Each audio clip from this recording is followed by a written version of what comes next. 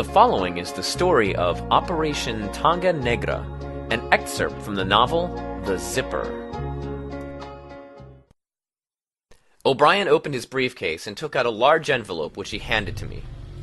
Inside you will find all the details about our operation in Spain. Your contact in Spain is named Cecilia.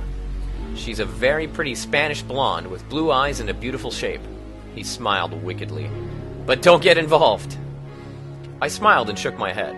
I don't think I will get involved for a very long time. Ha! Whatever. Anyway, she will be waiting for you in Madrid. They've already arranged suites for you in a 5-star hotel.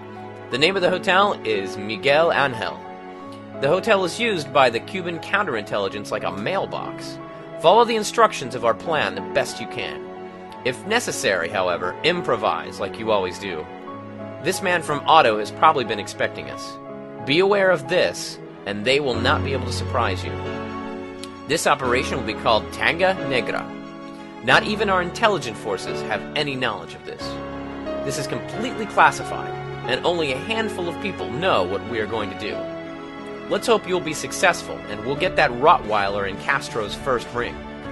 Then we'll be laughing as we watch Castro taking a dump in his private bathroom, with the Rottweiler coming to smell his shit. We both laughed, and I said, "You are bad, man." Don't worry, I'll be there close to you guys just in case. If anything goes wrong, I'll use all of my power to get you out of Spain safely. When are we supposed to leave? Day after tomorrow. They're waiting for you in Madrid. All of the instructions are in that envelope, he added, pointing to the envelope in my hand. I drove to Fashion Island in Newport Beach to the office of Dr. Triana, my psychologist and freedom fighter associate, and a personal friend. After I parked my car in the underground parking in the building, I took both suitcases out of the trunk. I walked toward the elevators. A few minutes later, I arrived in her office and walked up to the receptionist. Dr. Triana was speaking to her. It looked as if she were giving her receptionist some instructions while holding a folder in her hand. When she saw me, she stopped talking and began to walk towards me, a joyful expression on her smiling face. I put both suitcases on the floor and we hugged. "Are you going on a trip or something?" she asked me. I smiled slightly and glanced at the receptionist. Dr. Triana understood the look and said, "Come on, let's go to my office." We went into her office and I put down the suitcases. "Well, the reason I came to see you is because I have a couple of favors to ask of you." She smiled again and said, "What can I do for you?" "I want you to hold these 2 suitcases for me. If possible, I need you to take them to your vacation home in Puerto Rico and put them in a secure place there, far away from here."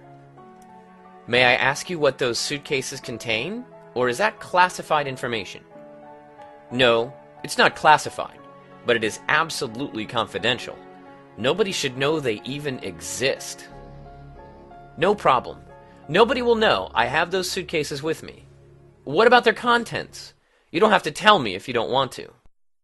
"Money. Lots of money for the future, but with no value at this moment.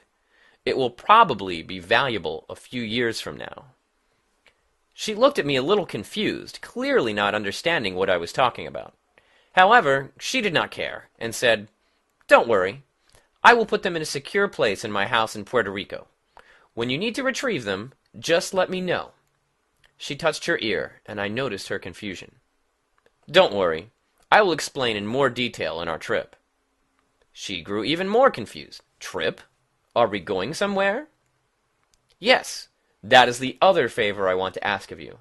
I want you to come with me to Madrid, Spain, because I have to do a job there that is extremely delicate and confidential.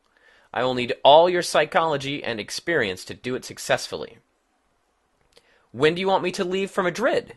And who else will come with us?" "Well, everything is arranged to leave the day after tomorrow. Only you and Dr. Martin will come with me. Of course, that is, if you have no problem coming with me on such short notice." She reclined in her chair. "Huh, you never give me enough time to prepare even a decent bag. Why do you guys always do everything in a rush?" I smiled and replied, "Remember, we live in the fast lane." I remained silent for a few minutes, waiting for her answer. She crossed her legs again in the opposite way, catching my attention. I said to myself, either she is horny or I am. She noticed I was looking at her legs and smiled, but did not change position. She knew she had my attention. She rubbed her leg with her hand, causing me to pay even more attention to her. "Okay," she said at last. "You can count on me. I will cancel my appointments for the rest of the week." "Thank you for your support and response on such short notice. I am sorry, but you know how things are. We will go to Spain from Mexico, as we have always done in the past. As you know, we never go to another country directly from the United States." "Do you have any idea how long we will be out of the country?" she asked. "No more than 4 or 5 days," I replied. "Very well. I will use this trip to complete some personal errands in Europe." "Thank you again. Later on, I will give you more details and brief you on the plan."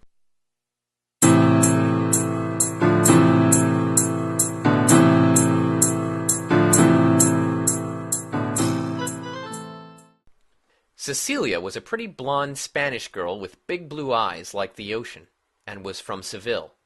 She explained to us her team had already prepared the Rottweiler, Tanga Negra. She would personally bring the dog that night from La Costa Brava to our hotel in Madrid. The surgery had already been performed on the dog, and the implant was successful. Everything had been done in Sweden by a special team of veterinarian surgeons in an absolutely top-secret and classified environment. Our part of the plan was for our team to be in charge of the exchange of dogs. The exchange could take place as soon as the next evening, depending on how soon the auto agents arrived in Madrid from Germany with dog number 1. Our job would consist of exchanging Tanga Negra with dog number 1. If all went according to plan, everything should go smoothly, providing nothing unexpected happened that would force us to improvise. We were all hoping that would not happen. Our suites were all lined up with one vacant one in the middle, the one the auto agents were supposed to use. Our intelligence had arranged it like that to facilitate our work. In every one of our suites, our intelligence had prearranged for an empty cart like those used by room service to be in the closet. It was covered by a white tablecloth that went nearly to the floor. We were supposed to use those carts in order to bring Tanga Negra into the hotel so that nobody would see her, and to remove the other dog when the job was done. Cecilia informed us that in the past, when this had been done by the auto agents, they had brought the dogs from Germany to Spain. After they had registered them, they took them to different countries in the belief that by doing this, they completely lost the trail and confused anyone who wanted to know where the dogs had gone. Later on, they would take the dogs to Castro in Cuba. We did not know whether the dictator had used the dogs for his own pleasure or to make a special pet. We hoped it was not for any kind of diabolic ritual, but we knew that it cost him between 8,000 to 10,000 for each dog. After we had exchanged ideas and discussed all the details of the plan, Cecilia left my suite. Before she left, she told me to be in my suite between 10 and 10:30. She said she would call me before she brought the dog in. When I arrived at my suite, I waited for Cecilia to call. I looked at my watch and noticed that it was 10:30. I was getting impatient because she told me she would be calling at about that time. Finally, the telephone rang, and it was Cecilia. "Is everything okay there?" she asked in a very cute Spanish accent. "Yes, everything is fine. I was starting to worry because you had not called.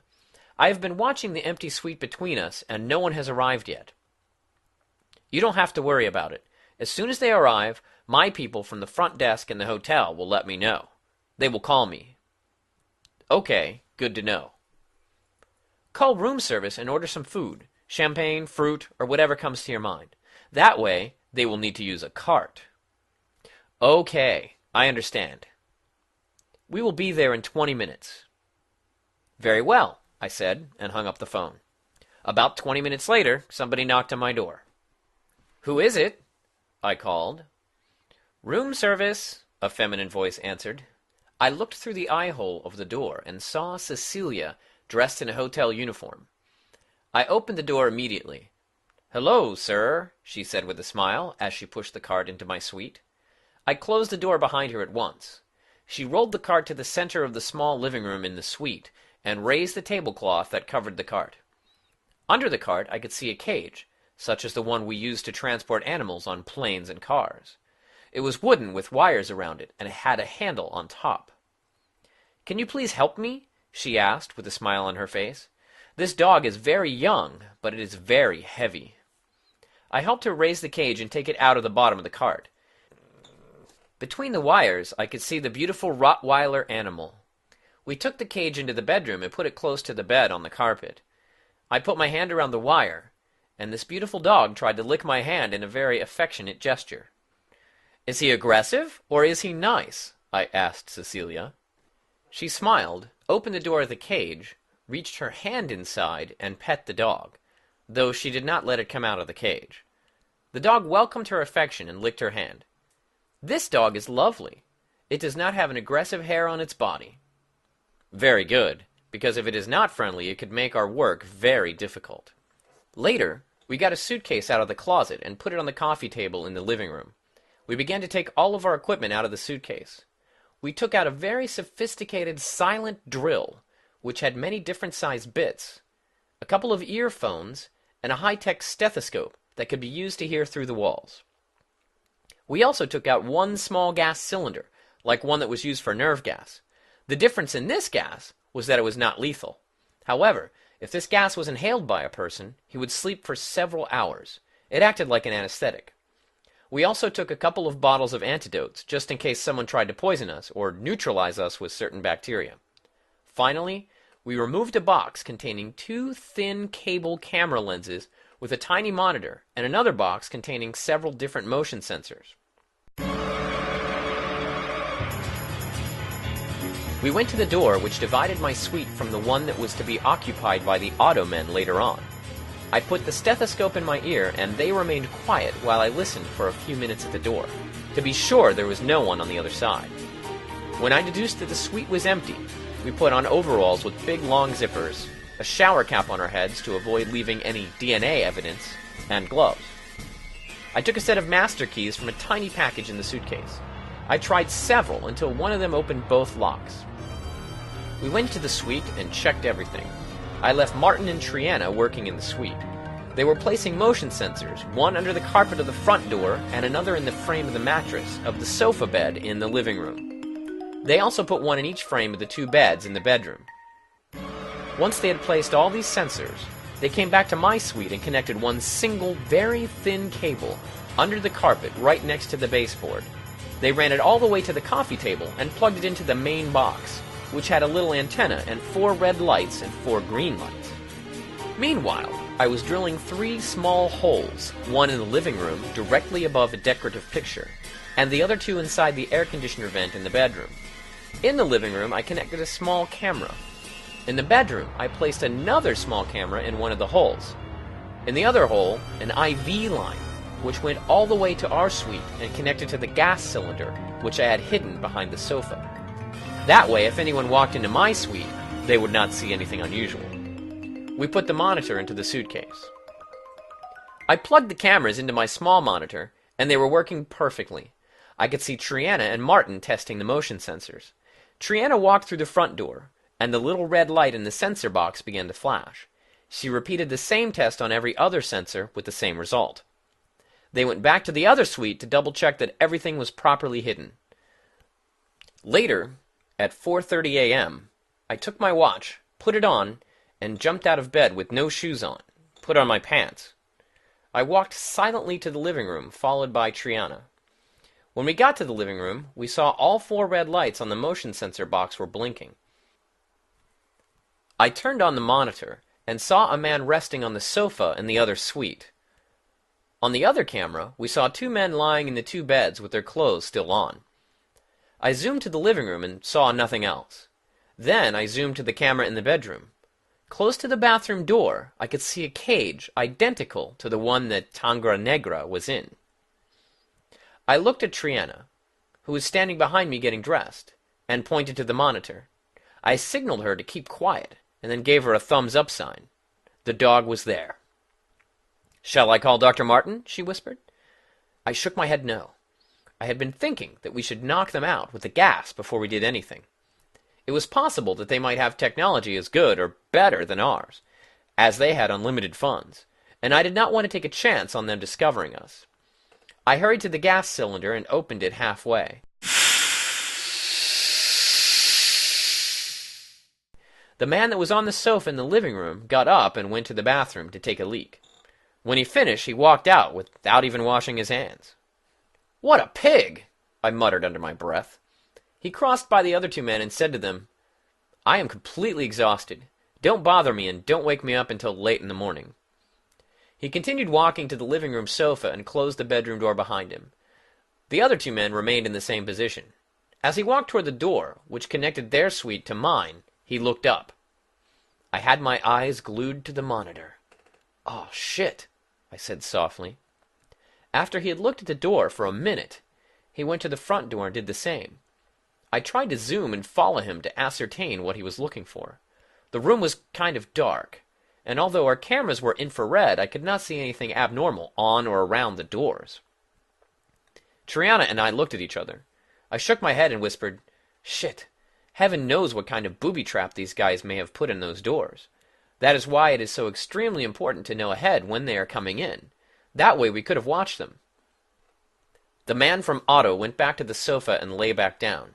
He wrapped himself in a blanket and turned off the lamp. I looked at my watch and saw that the gas had been running for about 30 minutes. I reached for the faucet on the cylinder and opened it all the way. It was about 5 o'clock in the morning.